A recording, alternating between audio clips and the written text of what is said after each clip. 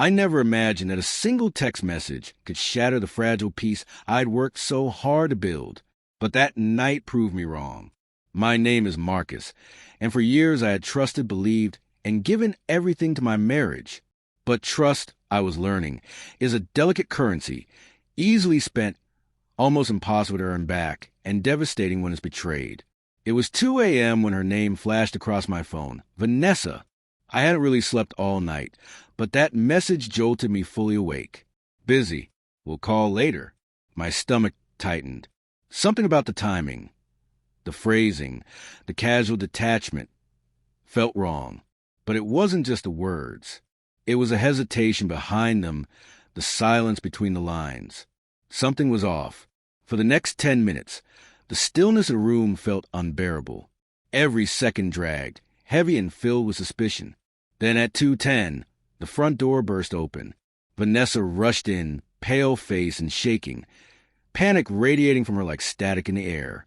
"Marcus, it's not what you think," she stammered, her voice trembling as fear wrestled with her words. I didn't respond. I didn't shout, accuse, or demand. I simply watched. Years of quiet observation had taught me how to read the small tells. The nervous flick of her eyes toward the window, the trembling hands, the catch in her throat. I could smell fear on her, a mix of perfume and adrenaline. Proof that whatever mask she was trying to wear was already slipping. She thought she could talk her way out of it, distract me with charm, half-truths, or tears. But fear has its own vocabulary, and lies always leave footprints. As she stumbled through her excuses, I began assembling the pieces before she could finish. Every hesitation, every defensive shift, every false note added to the picture I already suspected. This wasn't forgetfulness. This was deception, deliberate and reckless. My mind moved quickly, cataloging each inconsistency, every trace of dishonesty. I knew then that confrontation required not emotion, but precision. I let the silence grow thick, pressing down between us like fog. She tried again. "Marcus, I didn't—" I raised my hand, stopping her mid-sentence. The balance had shifted. This wasn't about excuses or apologies anymore. This was about consequences. She realized it, too. Her frantic return home was a confession in itself, the silent acknowledgement that whatever she'd done could no longer be hidden. I didn't press her immediately. I just let the tension do its work, watching as her eyes darted around, desperate for escape. There was none. She fidgeted with her rings and bracelets, a nervous tic I'd seen countless times before. "Marcus, I swear, it's not what it looks like," she whispered. But words meant nothing now. Actions, pauses, and tone told me far more than her speech ever could. Her trembling voice, her rushed arrival, her faltering lies. I'd already decoded the truth long before she finished speaking. I began laying out my observations, calm, steady, and exact. "Vanessa," I said quietly, "you left at midnight. You went to see him. You turned your phone off. You thought 10 minutes would be enough. But truth moves faster than you realize." She flinched. The illusion she had built was already crumbling.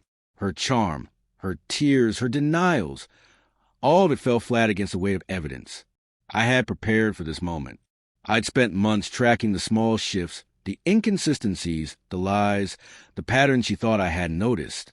I had seen the secret meetings, the hidden messages, the reckless carelessness. Vanessa had underestimated me, my patience, my clarity, and my unwillingness to let deceit go unchallenged. When it was time to act, I told her, calmly, without raising my voice, that her actions carried consequences. Every betrayal, every manipulation, every insult to my trust would be answered, not with rage, but with precision. She had thought her secrets were safe. She was wrong. Legal measures, evidence, and documentation were already in place, carefully designed to ensure she couldn't escape accountability. By 3 a.m., she sat silent, pale, and hollow-eyed, finally understanding that her fear had been justified all along. The trembling hands, the rushed explanations, the desperate pleas, all proof that the trap she'd built had closed around her. For the first time, she understood deception carries a cost, and some debts can't be negotiated or delayed. The final confrontation was quiet, deliberate. I called her into the study, documents arranged neatly on the desk. Every message, every photo, every trace of her deceit. Her face drained of color when she realized what lay before her. "Marcus, please, I can explain," she said, voice shaking. I didn't interrupt. I let her see it, the undeniable truth she had tried to outrun. Then, calmly and methodically, I walked her through each detail. The secret meetings, the lies, the manipulation, the mockery, the dismissive arrogance. No anger, just facts. Her defenses fell apart one by one. Pleading, crying, deflecting, none of it mattered now. She had underestimated one thing: my patience, my precision, my resolve. When I revealed the consequences, frozen accounts, restricted access, legal safeguards, she understood the full scope of her mistake. Her world, once built on deception and control, was collapsing in real time. You can't," she whispered, disbelief mixing with panic. I didn't reply. The silence said everything. In that still moment, I understood this wasn't revenge. It was justice, accountability, clarity. Betrayal demands consequences. Ignore the signs long enough, and deceit becomes a poison that corrodes everything it touches. Vanessa had believed her actions were hidden, but truth, combined with patience and strategy, has a way of surfacing, unstoppable and absolute.